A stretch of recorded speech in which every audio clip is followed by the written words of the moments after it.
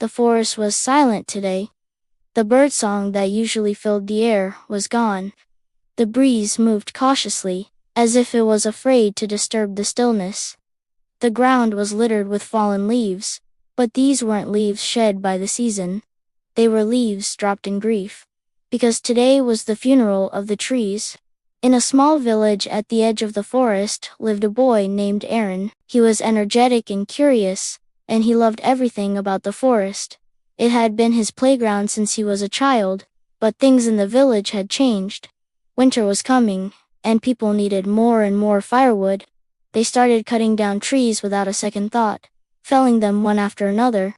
Aaron, wanting to help his family, grabbed an axe and marched into the forest. He found an old tree, the oldest in the grove, its trunk thick and its roots deep. This one will make plenty of firewood, he thought. He raised the axe, but just before the blade struck, he heard a soft sound, a sigh, and then another. The ground beneath his feet trembled slightly. Confused, he lowered the axe. The forest, ... It sounded like it was crying. Aaron took a step back. A sudden gust of wind swept through the trees, bending their branches toward the ground as if they were bowing their heads.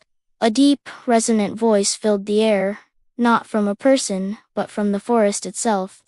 "You have come to witness our funeral." Aaron froze, his heart pounding in his chest. The voice continued, filled with sorrow. "Every tree cut without thought, without gratitude, without planting another in its place, is a life taken. Today, we mourn those who have fallen, for the first time." Aaron truly saw what was around him. Stumps, hundreds of them, like tombstones, scattered across the forest floor. Birds perched silently on branches, their heads lowered. Animals clustered near the roots of the trees, all quiet mourners. A soft mist drifted between the trunks like a pale veil. The forest was holding a funeral, and Aaron had nearly added another soul to the graveyard. The great old tree before him seemed to breathe, its bark glowing faintly. Aaron asked, his voice trembling, "Why are you showing me this?" The voice of the forest answered, "Because you still listen." The old tree rustled its leaves and spoke directly to him. "We do not fear death, but we fear being forgotten. We fear leaving your world wounded. Every tree cut without care brings more heat, more storms, more hunger. We gave you shade, we gave you air, we gave you life. Yet so many of our brothers have fallen without a single word of thanks." Tears stung Aaron's eyes. He dropped the axe. "I didn't know," he whispered. "We know," the tree replied gently. "And that is why we show you. Humans do not destroy out of cruelty alone, but often out of need and ignorance.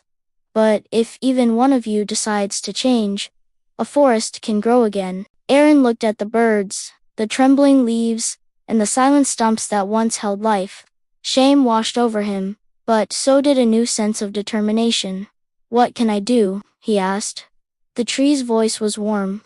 "Plant, protect, teach others what you have seen. A forest begins with a single seed and a single heart willing to care." Aaron knelt and pressed his palm to the rich soil. "I promise," he said. "I will plant more than I ever cut. I will tell the village. I will help the forest live again." The forest rustled, not in sorrow this time, but in hope, like the turning of a new page.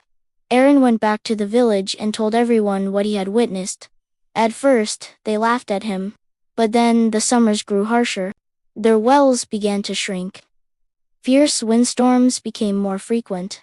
The people started to remember Aaron's words, and they followed him back into the forest. They planted saplings. They protected the young, growing trees.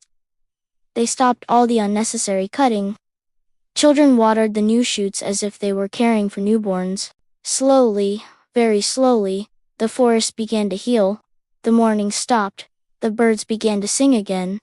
And the wind once more danced through the leaves with joy. And the great old tree, still standing strong, whispered with pride, "A promise kept can save a world."